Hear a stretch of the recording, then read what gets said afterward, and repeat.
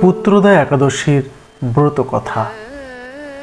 পৌরাণিক কাহিনী অনুযায়ী এক নগরে সুকেতুমান নামক এক রাজার রাজত্ব ছিল।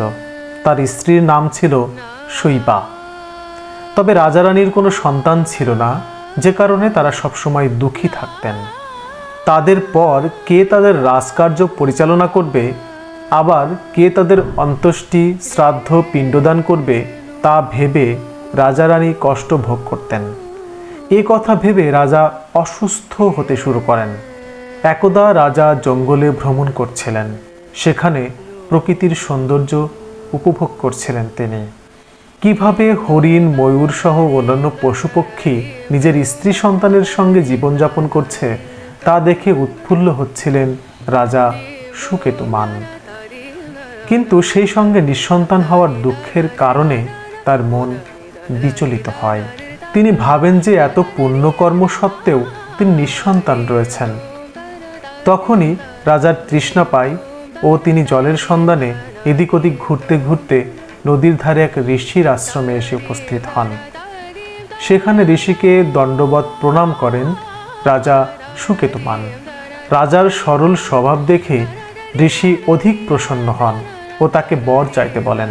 তখন রাজা উত্তর দেন যে ঈশ্বর ও সন্ত মহাত্মাদের আশীর্বাদে তার কাছে সব কিছু আছে, কিন্তু একটি মাত্র কষ্টই তাকে শেষ করে দিচ্ছে, যে তার কোনো সন্তান নেই। যে কারণে নিজের সমগ্র জীবনকেই বৃথা মনে করেন তিনি। এ কথা শুনে ঋষি তাকে শ্রদ্ধা ভক্তি ভরে পুত্রদা একাদশীর ব্রত পালন করতে বলেন। পাশাপাশি এও বলেন যে এই একাদশীর পুণ্য প্রভাবে পুত্র লাভ করা সম্ভব হবে। ঋষির কথা শোনার পর রাজা সমস্ত নিয়ম মেনে এই ব্রত করেন ও দ্বাদশী তিথিতে পালন করেন। এর শুভ প্রভাবে কিছুদিন পরই রানী শৈবা গর্ভবতী হয়ে পড়েন। এক তেজস্বী পুত্র সন্তান লাভ করেন তিনি। এই ব্রত সকলেরই পালন করা কর্তব্য। নিষ্ঠা সহকারে যারা এই পুত্রদা একাদশী পালন করবে তারা পুত নামক নরক থেকে পরিত্রাণ লাভ করবে।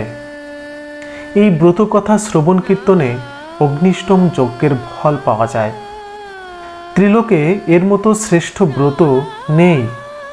এই ব্রতকারীকে নারায়ণ বিদ্বান ও যশস্বী করে তোলেন।